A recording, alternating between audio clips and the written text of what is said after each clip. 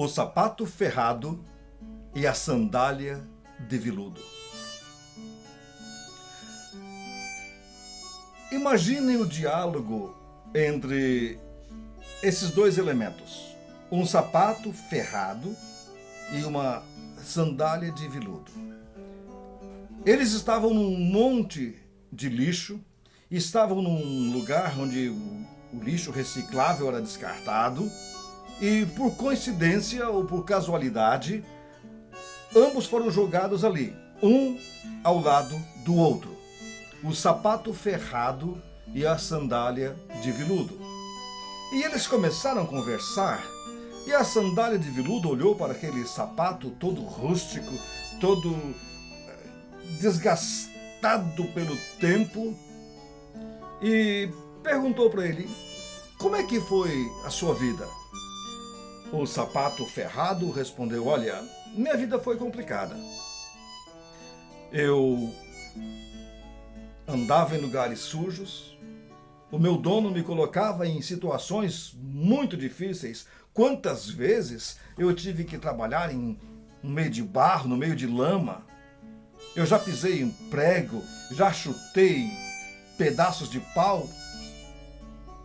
Minha vida foi complicada. Eu trabalhava de segunda a sábado, o meu dono me colocava no pé de manhã e só me tirava no final do dia.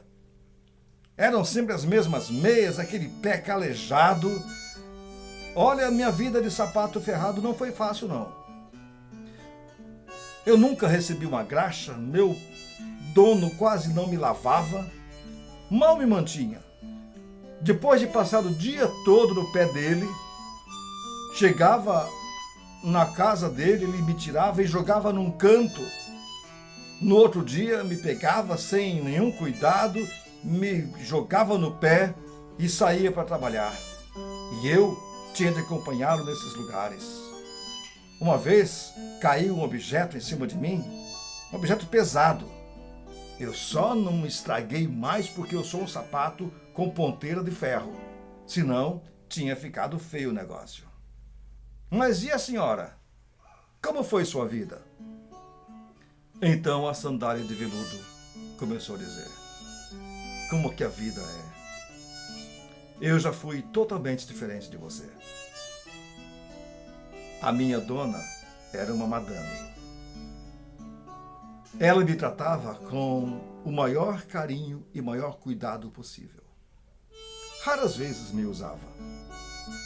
Mas nessas raras vezes que usava, eu ia para os mais belos lugares. Eu já viajei para a Europa. Eu já estive em bons restaurantes. Sempre frequentando festas,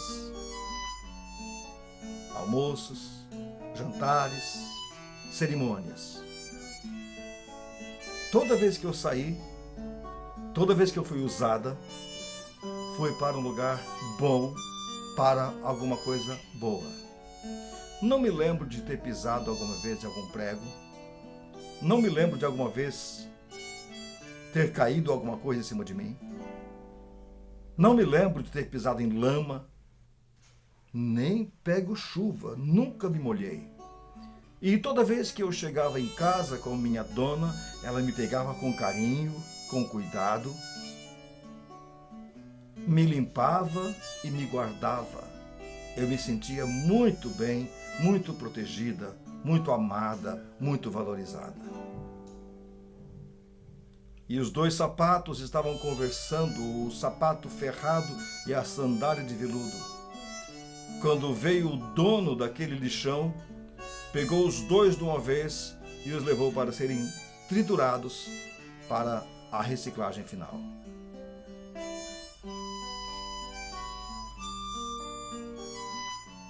Nesta vida somos como pessoas, sapato. Alguns são o sapato ferrado e andam pelos lugares inóspitos dessa existência e frequentam lugares obscuros, pobres.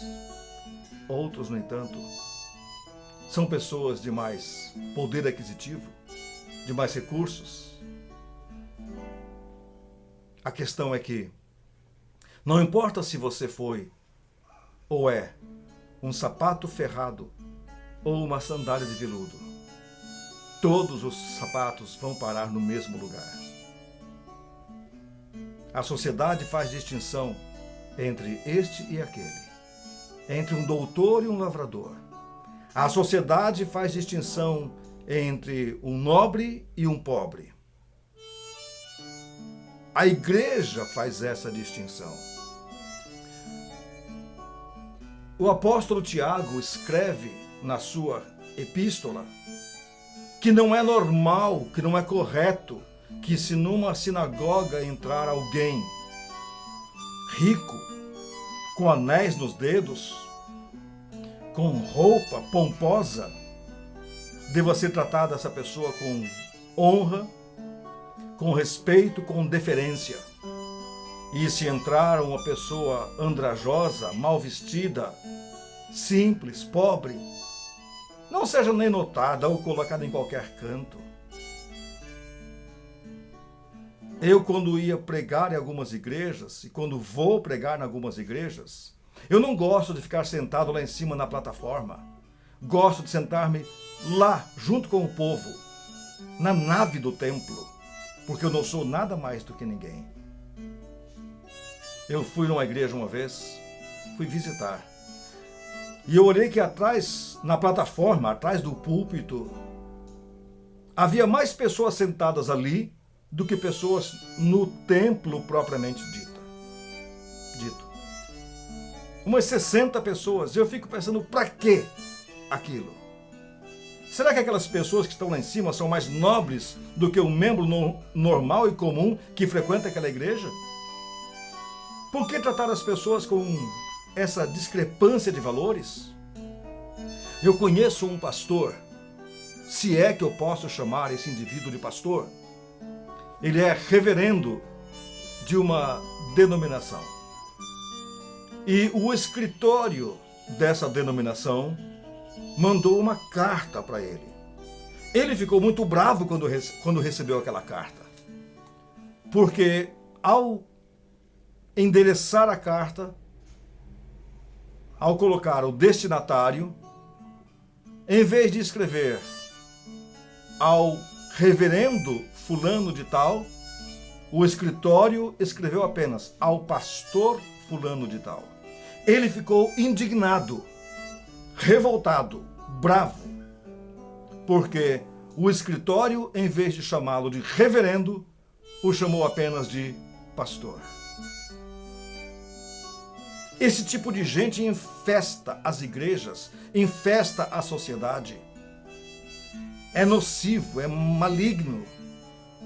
Quer ser sandália de veludo, mas esquece que no final vai para o mesmo montão que o sapato ferrado.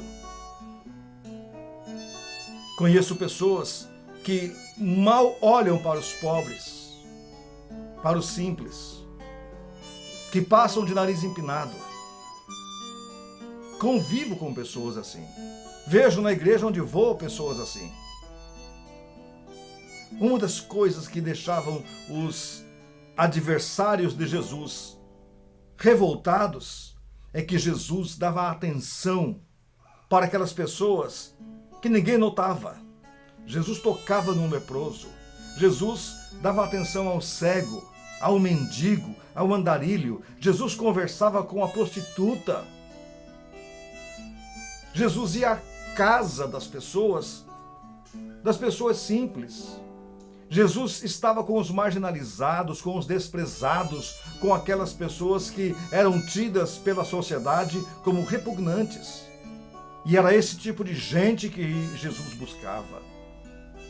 Jesus nunca quis que seus discípulos, e muito menos que sua igreja, fosse o que é hoje.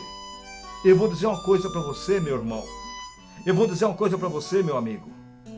Em muitas igrejas, muitos templos de hoje, se Jesus entrar nesses templos, na hora do culto, ele vai perguntar o que está acontecendo ali.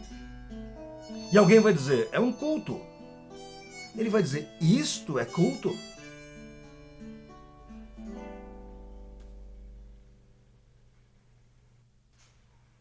A igreja está elitizada. Eu vejo coisas que me deixam assim triste, porque foi o tempo que a igreja se reunia nos lugares mais simples.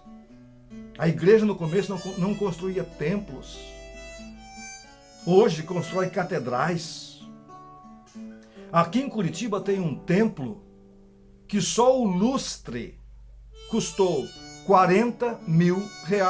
Um lustre. E a manutenção desse lustre custa R$8 mil cada vez que precisa fazer manutenção ou limpá-lo. R$8 mil para limpar um lustre, enquanto existem missionários e pastores passando fome, enquanto existem membros daquela própria igreja passando necessidade, a igreja gastando dinheiro com essas bobagens, com essas besteiras. Eu estava conversando com um presbítero de uma das principais igrejas daqui de Curitiba, e esse presbítero me disse: olha, lá na minha igreja, todos os presbíteros são juízes, advogados, isso e aquilo. Eu falei: legal. Existe algum presbítero na sua igreja que seja cheio do Espírito Santo? Mas para eles isso não é importante. Para eles o importante é que a pessoa tenha status, tenha poder. Numa igreja, e eu conheço isso aqui em Curitiba, se um rico se converte, no dia seguinte já está sendo discipulado pelo pastor principal da igreja. No entanto, se um pobre se converte, ele é colocado para ser discipulado por um dos líderes de célula. Quando é um rico, uma pessoa de grande importância, é o pastor titular e principal, o presidente que vai discipulá-lo e treiná-lo. E rapidamente essa pessoa está exercendo um cargo na igreja. Quando é um pobre, é diferente. Isto não deve ser assim. São sandálias de veludos, são sapatos ferrados, mas todos vão para o mesmo lugar. Jesus não aceita esse tipo de coisa. Deus não aceita isto. Lembra quando Samuel foi escolher o futuro rei de Israel? E ele estava olhando as pessoas, os filhos de Jessé. E assim que chegou um filho de Jessé, bem bonitão, grandão, imponente, Samuel pensou consigo mesmo: este deve ser o rei de Israel. Deus falou com ele: não, não é este.